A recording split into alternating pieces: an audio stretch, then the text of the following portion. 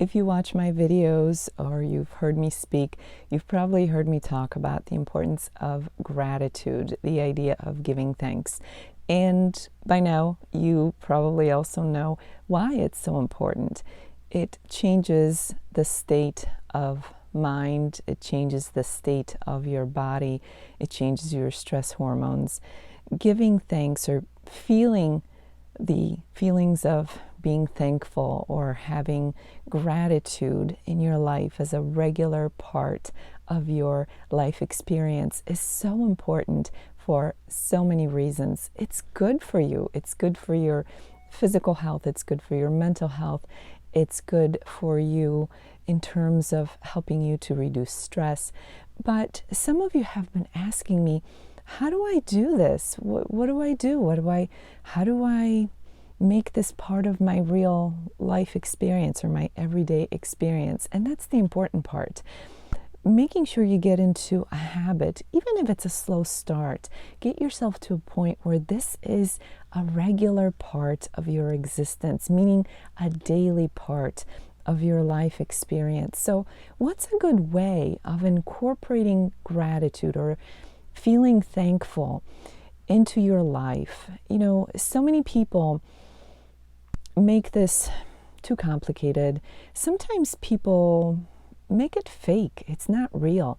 The key here is not only to make it a regular part of your life, everyday part of your life, but to make it genuine. So to list a bunch of things that you're thankful for, that you're grateful for, is really ineffective if it's only a list.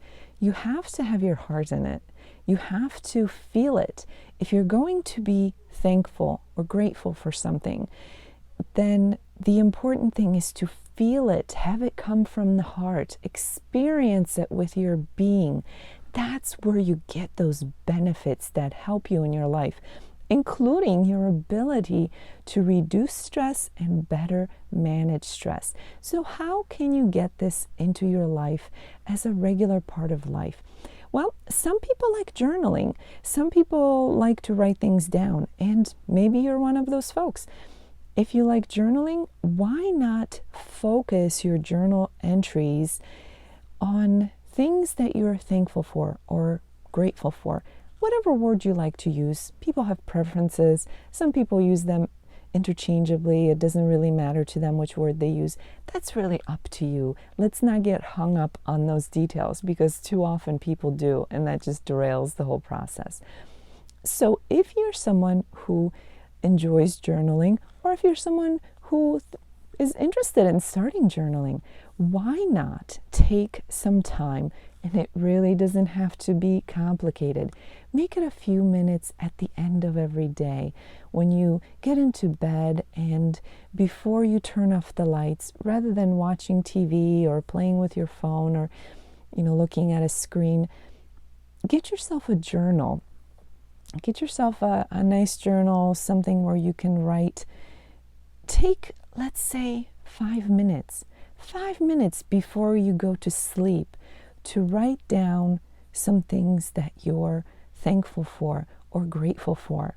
They don't have to be extravagant. They don't have to be fancy, but they do have to be real and they have to be heartfelt. So what could be some things? Maybe you could be thankful or grateful or appreciative for your health today.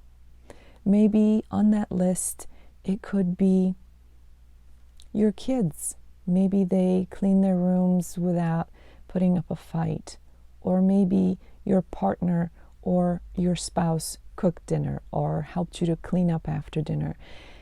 See what I mean? These are like everyday things, and they're real. They're real part of real life, real people. But it's your responsibility on this journey of gratitude to recognize those things. That's what we're going for here. If we're going to use gratitude or being thankful as a way of improving our being, changing our state, becoming more resilient and stronger and healthier, then focus on the real things in your life. Look, you can always focus on what's wrong. We all can, and most people do. But why not switch that around? And rather than focusing on what's wrong and spending however much time complaining to one another, why not focus on what's right? So if you're someone who likes journaling or is interested in doing something like that, you could do that. When you get into bed, 5 minutes before you lay down your head, you could take some time to write down a few things that you're thankful for, grateful for, appreciative for from that day. Again, it doesn't have to be fancy. Look, if you won the lottery, you can put down that you're grateful or thankful for that, of course. But you're not going to win the lottery every day, if ever. I don't want to rob you of that. Maybe you'll win the lottery if you play. But it doesn't have to be that big. That's the point I'm making. Write down, let's say, one thing, or maybe two things, maybe three things. It doesn't have to be a very long list. I would say keep it at 3 things max, maybe 4 at the most, so that you're not naming everything you can think of today and you have nothing to write about tomorrow. And again, you don't have to write a paragraph about each thing. You can make 1 or 2 or 3 bullet points and just write what you're appreciative or thankful or grateful for. It really is that simple. Maybe journaling is not your thing. There's plenty of people out there who aren't interested in that, and that's okay. But that doesn't mean that you can't spend some time during the day, every day, reflecting on the same thing. Sit down and think about what are, let's say, 3 things or 2 things that I'm thankful for today. What happened today that made my life better, made my life enjoyable, made it good? When you focus on that, even if you don't write it down, you're still shifting your focus to those things, and you're still changing your thought process and your state and your energy and everything that goes along with it, psychologically and emotionally and physically. You could also do something like do this very same exercise once in the morning when you first wake up, or maybe when you're in the shower, when you're getting ready. Showers are great places to do some good thinking. So maybe you could do that in the morning, and then you could do that again at the end of the day. So maybe if you came up with a couple of things in the morning and a couple of things at night, some things that you're really appreciative for or thankful for, it really builds up. It really starts to solidify within you. The more you practice, when you do this on a daily basis, it really becomes part of who you are, part of your daily experience, part of your life, and part of your reality. And what a wonderful thing to add to your life. As I said, we could always sit there and complain, but what good does that do you? And I get it. There's a time and a place. Sometimes you just need to vent, and that's fine. But some people make complaining into an Olympic sport, and that's who they become. They're known as the complainers, right? If they're not complaining, people check for their pulse, make sure they're still alive. So you don't want to be that person. And I'm not talking about being a Pollyanna here. This is a private thing. This has to be genuine. This has to be from the heart, and this is for you. Now, that's not to say that you couldn't involve someone else. Let's say at the end of the day, you could have that conversation, that exchange with your spouse or your partner. Each of you could talk about, hey, what went right today? What am I thankful for? What am I grateful for? Not a big to do, but very effective. So now you could share that experience with a loved one. You could do the same with your children. Maybe at the dinner table, hopefully you get to sit down and share a meal together. Maybe you could each say what you're thankful for. and teach your children this way to have the right focus. Now you're teaching them to focus on what's right in life.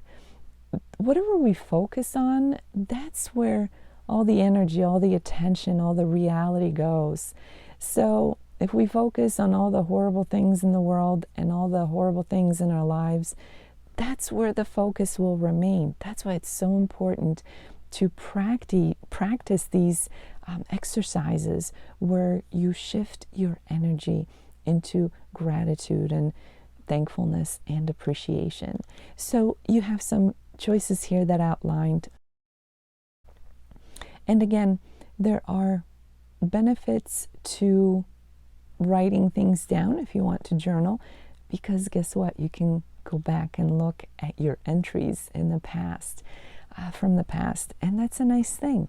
But it's a personal choice. If you don't want to journal and write things down, that's okay too. That's no reason to forego the exercise. So please make sure that you incorporate the feelings of appreciation and gratitude and thankfulness, whichever words you want to use, but incorporate that into your life. Make it part of your everyday experience and make it real, make it from the heart, because that's what's going to make the difference. And the more you practice, the more it will become part of your reality, and the more it will benefit and serve you. So I really hope that you start doing some of these exercises, whichever one speaks to you, whichever one you're connecting with or aligned with, and do it every day so that you can get as much out of it as possible. If you'd like to learn more about a comprehensive approach to stress management, check out the link below.